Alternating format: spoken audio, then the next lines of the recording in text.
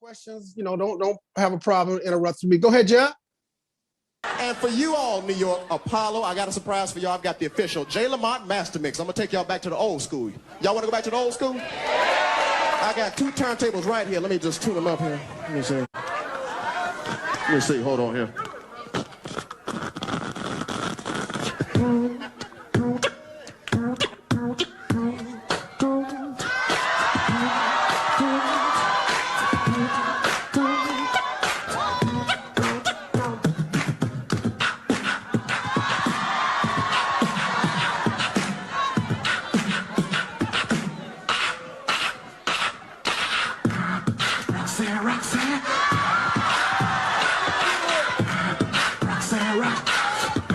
I wanna be your man.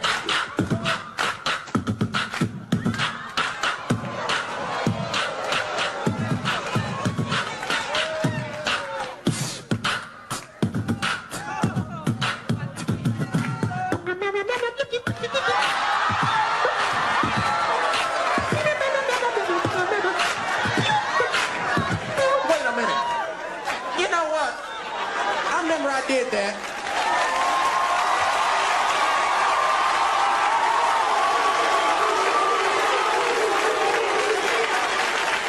At a club one time in Miami. I was doing that, this guy stood up in the back with a gun. Hey, ain't no record up there. Now, if that's a real record, let me see you stop it with your hand. So when you see a man with a gun telling you something to do, you better do it. So I'm like, so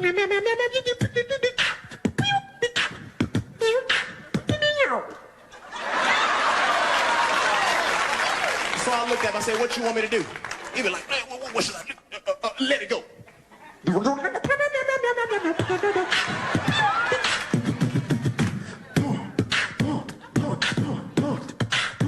my beat go. And right about there, you get tired. You slow it down with something like this.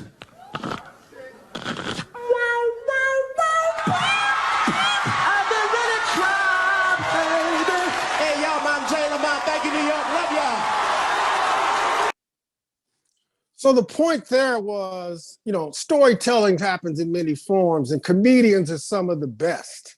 I mean, a lot of us, that's, although it may be a challenge to get on stage or, interview sort of process, but we're with our boys and telling jokes, that's a form of storytelling, and it's just developing the comfort zone so that you're able to tell those stories across all platforms. It's just one-on-one, or in front of, hundreds or thousands of sort of people, so to speak. And I'm hoping through the day that, once you get through this, you have some sort of notes as related to this, because there's many valuable things in being a great storyteller. So great stories happen to those that tell them, and it's having the effective way to being able to sort of tell them so that you're able to reach your goals. And through history, click to the next slide, our culture, and we all have stories, all of us. It's just that we have to have the ability to tell them, and we want to tell them in the most effective way. Click the next slide, Jack. Some of our leaders are some of the greatest storytellers. Angelo, Martin Luther King, Obama, and even, sort of a young, inspiring leader in Amanda Gordon. But if you look through our history, there's storytellers throughout our culture, and it goes back to our ancestry in Africa, and sitting by fires and relaying the traditions and the morals and the histories of the different tribes.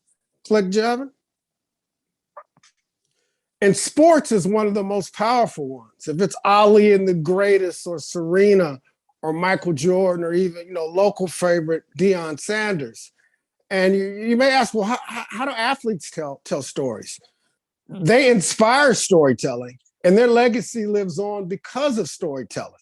A lot of kids didn't get to see Jordan play, and his sneakers are still the #1 selling sneakers in the market, or never saw Ali fight, but they know he's the greatest. And the power of sports is one of the biggest, largest conduits as it relates to storytelling. Click. And then if you just look from an entertainment standpoint, Richard Pryor, we sort of spoke about comedians, or Dave Chappelle, Oprah from, bringing movies to market, as well as sort of from a talk show host perspective, and our award-winning actors and actresses, and Halle Berry and Denzel Washington. These are storytellers, and it's an art, and it's a power as it relates to where they sit in our society. Next. And then from a hip hop perspective, the number one music genre in the world, these are all storytellers. And, all over the world, and specifically throughout the US, from, my side of town, and Ice Cube, Biggie, who's one of the best that ever did it, Slick Rick the Ruler, Outkast, Lauryn Hill, even though she sits in the R&B, even your traditional music and songwriting is storytelling and conveying that message. Click. What's funny about that, Drew? Like I was looking at these slides and I was trying to think of a story from each person. Of course, Biggie has a story to tell. Slick Rick has children's story, right? Right. And what's the song Outkast did? The one is they have a song called Storytelling. That's what it is. Yes, part 1 and 2. Yeah, Michelle, you don't know nothing about that. Michelle, you don't know nothing about that, man. Your parents didn't let you listen to Outkast. And if you think about it, it's important to have a theme. And you think about it, Martin Luther King had a dream, and if you think about Biggie, it was all a dream, so to speak. So you want to have commonality that sort of rings through it, as you go into it, even if it's one-on-one versus an audience. Obviously, with an audience, it's much more intense, and we'll talk through some of the key components as it relates to those storytelling sessions. Click. So Drew, what was Ice Cube's story, man? You an LA guy, man. What was the Ice Cube story? I'm not going X-rated here. No Vaseline. We'll leave it there. Such and such. Yeah. Yes. Too. So then, sort of from my perspective, I have a story. I was the shy kid in a single parent household. My mother introduced me to football. I was a mascot for Greater Compton Pop Warner organization. I couldn't play. I was bitter. I was like between the ages of 5 and 7, I was mascot for a team that was 11, 12 years old. And I used to dream that all the running backs would get hurt and coach would put me in the game. That set me on fire. And I ended up going to Ohio University, nationally ranking all-purpose yards, but that drove my dream. But I was just a student. From a storytelling standpoint, excuse my language, but I sucked. I got a D in junior college in storytelling, but eventually made that up at Ohio University. But I can also remember in high school doing a demonstration speech where I cut my boy's hair, and I got nervous and it messed up his cut in class. So I didn't start from a good place, but through time I transpired. I worked for Nike for 15 years, and that's what Nike is all about. That's what separates them from the other brands.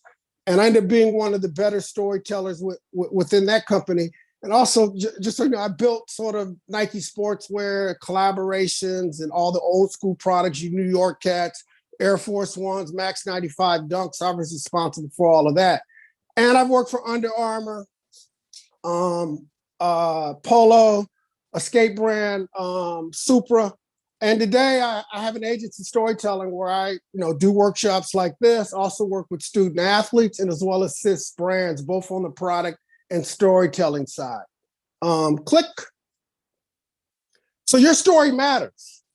And I'm hoping today after this, you have a better idea of being able to tell those stories. If it's last minute and somebody say, hey, can you come up and sort of talk to somebody or present in front of somebody? Hopefully these rules or these commandments will sort of, kick in and put you on a level of comfort so that you're able to convey that story, which plays into, teaching, sharing, as well as sort of influencing. Click. So some of the vital points of storytelling that Javin has this presentation, so you better get it. The world is built and influenced by stories. You know what I mean? If it's a lawyer in court, if it's, talking to your kids, even if you're in the club and, you're trying to pick up on her or him, you know what I mean? It's storytelling. You wonder why sometimes maybe not the the cutest or the most handsome person gets the gold, so to speak. But a lot of times it's storytelling. It has nothing to do with their looks or their status in society. It plays into the storytelling. Interviews are one, storytelling. You can have all the information in the world, but if you're not able to convey that in a manner that gets the employer to sort of understand it, they don't get to know what you're really about. Trust is developed through storytelling. And I think a lot of your work deals with that and getting your prospects, comfortable with you to be able to open up and listen to what you have to say and coming in and joining your great services. Storynomics is real. It's a currency, as we can see at some of the great storytellers that sit within our culture. And, the impact they've made, from Obama, sort of the Biggie, their legacies will live forever. So, it's a key skill as it relates to leaders. As I mentioned before, ideas as well as history are shared via stories, and it's how humans learn. You give them all the facts in the world, but you don't intertwine them with sort of story, you're going to lose your audience. Click.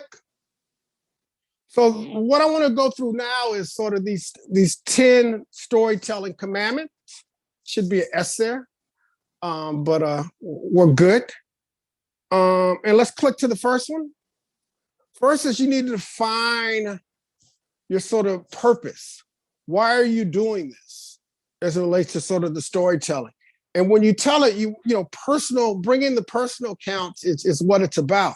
And you don't want to, just a lovely story, so to speak.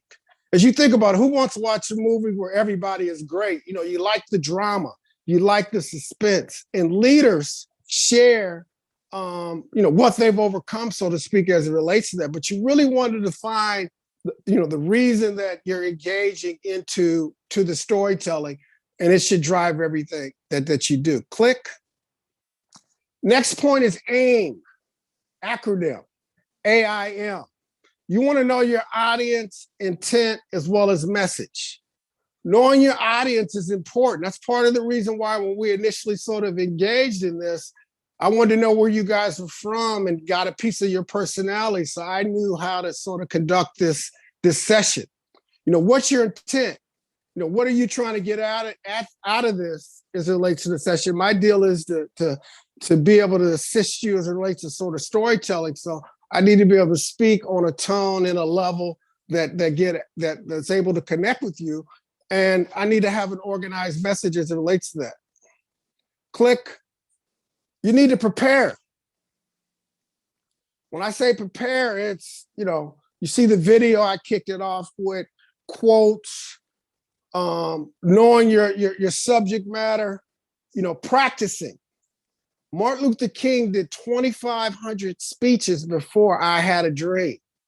So that prepared him to be able to convey that. And that's probably the most famous speech ever conducted within the world, but it didn't just sort of happen that way. It happened from preparation and, before the actual event, as well as doing, a number of speeches throughout his career. How many speeches did he do before I Have a Dream? 2,500. Wow. He was a preacher as well, so that probably played into that number as well. But still, people just see the finished product, but it was a lot that went into that. This rule right here is so vital. Rule of 3. If somebody says that you have to do a presentation, hey, can you do a speech for me? And you want to get organized real quick? There's 3 things that you want to get after. You want to have a setup. You want to have a body of the meat that you're getting after. And then you want to have a close as it relates to that. Also, you don't have to stick to this rule hard, but we think in 3s, ready, set, go. So you want to have 3 points. You can have more than that, but a minimum of 3 is clean. And people, from a human sort of perspective, through studies, it's been shown that we comprehend in 3. So if you have a presentation, cool, I need to set this up. Okay, what's the body? What am I getting after? And how am I going to close? You close this with, a recap and then a quote.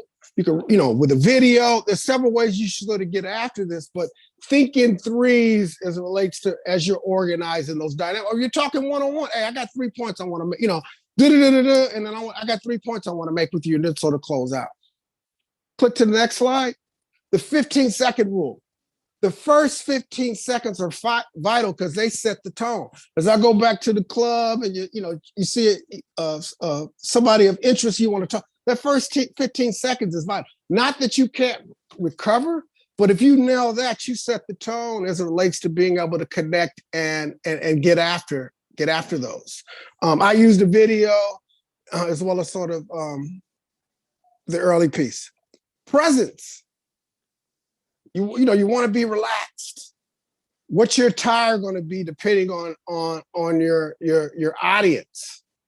These things are critical as it relates to you connected because as well as your nonverbals, your gestures, how you carry yourself in reading. Not that you always need to be structured or suited and booted, so to speak, but depending on your audience, it gauges into that. If I was speaking to some bankers, I would probably need a blue suit on as it relates to this. But knowing, sort of Javin, and he told me about sort of the squad Father Incorporated and the fire team. I knew that I could be a little bit more comfortable and closer to who I am sort of naturally, but adjusting to your audience serves into sort of helping you deliver your message. Click. Have a moral to the story. You got to have an end, and I sort of discussed that. What are the points? What are you looking to get after this? And you can recap, which we will do here, with a quote, with a video. You don't want it to be like a Spike Lee movie where it just ends and you're like, yo, I just spent 2-3 hours watching this. Where did money take me, so to speak? Click. Pregame. And that's what I was doing as it related to sort of talking to you guys, sort of guys and gals, sort of earlier on, getting an understanding of what's going on. If you're presenting, setting up the room, if you're meeting somebody, getting there early so the dynamics, and you can find the perfect location so that you're able to get after this. Click again. Lessons. And going back to Martin Luther King, every presentation, good or bad, there's a lesson that you can pull out of this that helps you grow. It's kind of like when I played running back. Every time I got hit, changed my running style, so to speak. And I think you sort of get what I'm saying. That's the same thing with sort of presenting. Good or bad, there are lessons that you learn. And as you continue to hone in, as Martin Luther King continued to hone in over his 2,500 speeches, when he had his climactic moment, when the world was looking at him, when I have a dream, he changed, and his legacy has lived beyond his living body here on earth. Click. Visual power. What I mean by this is having visuals. I have it here in the deck. You can just have one photo. You can have an object. Whatever those dynamics are that play into your storytelling, because we read, and that's why you see most of this presentation is very minimal from a text, because we learn not only through stories, but visuals play into power, even from a social media. There's a sea of text, or you send me a text with a sea of words like, yo, that's an email or a message in a bottle.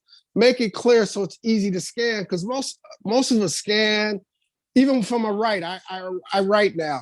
I write so that you can scan it, you can read it, or if you really want to dig, I have hyperlinks with documentaries and articles that are there on it, so that depending on who your audience is, everybody can get something out of it, depending on what point of the day, because they may have to flash by it because they're at work and just checking their social media for a second, or it may be a Sunday and they're really looking for some content to dig into, and they like where you're going with it.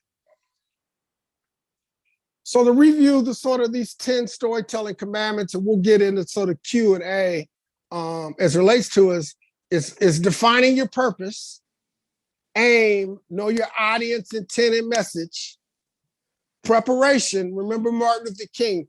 Not Martin Luther King, but just remember, you can do research, Google images, you can Google quotes.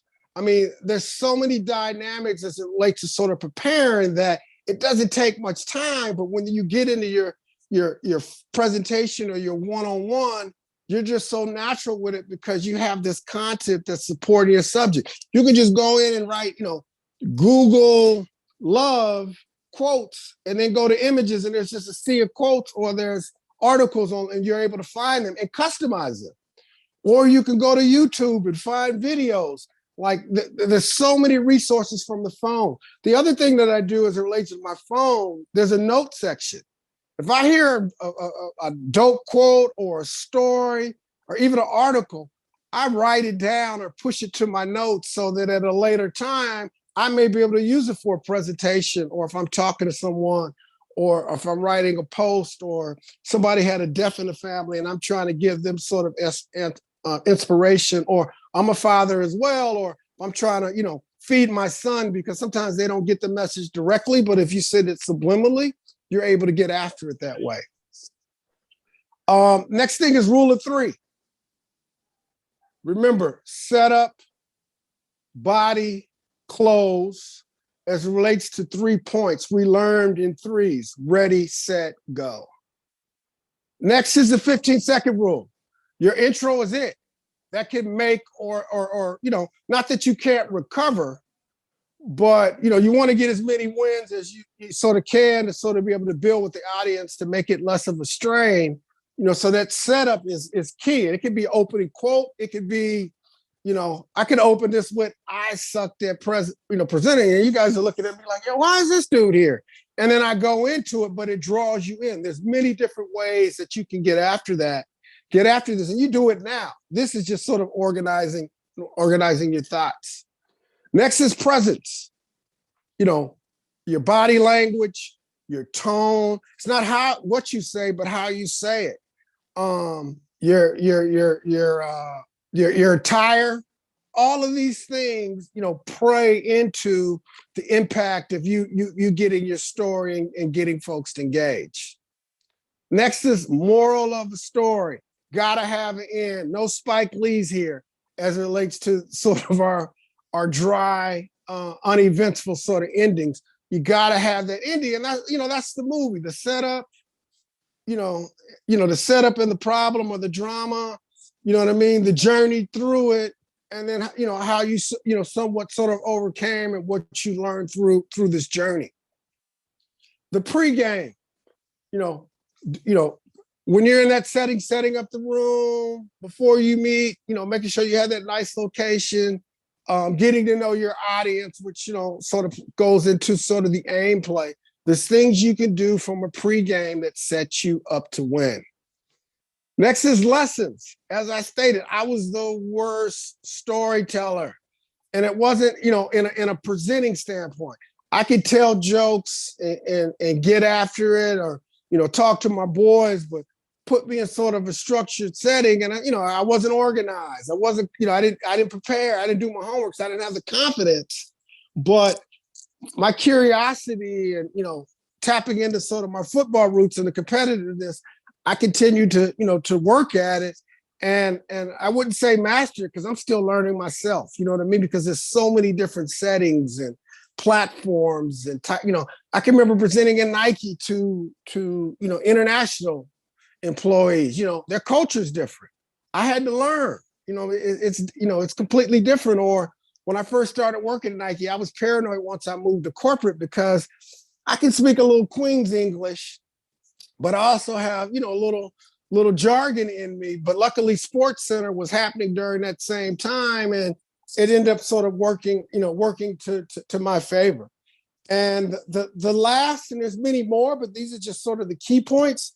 Visuals. If you can have any sort of visuals, if it's just bringing a picture, an object, or really, when you're digging into your presentation, if you're developing a deck like I have here, those visuals play into it because they set the picture. They take the imagination there. You're trying to put your audience in the story, and ultimately you're trying to influence, share, educate, and those dynamics. Ultimately, you're trying to influence, share, educate, and those dynamics. And then the last, sort of point before we jump into sort of Q&A, stories not told die with you. And we all have this knowledge in us. we have these stories and these histories. You know, I'm talking to my mom now, trying to get all our stories because she's getting up in age because, you know, they'll die if I don't get them as it relates to our family legacy. As it relates to the knowledge that you have from your experiences. There's a way you can do that with your kids and others where it's not preachy, but it's just planting those seeds, you know, so you're able to give that on versus, you know, you expire and those dynamics go with you. Hip hop's a great example of that. You know, although Biggie's not with us anymore, his stories will live forever, and it inspires all of us. We hear that music and, you know, there's a feeling we get, there's an image that we sort of see, and there's a lesson that we learn. And Brand I Am's my agency. I do this with individuals, with athletes, with brands themselves, because storytelling's everything. As I sort of stated, you know, the storyteller rules the world.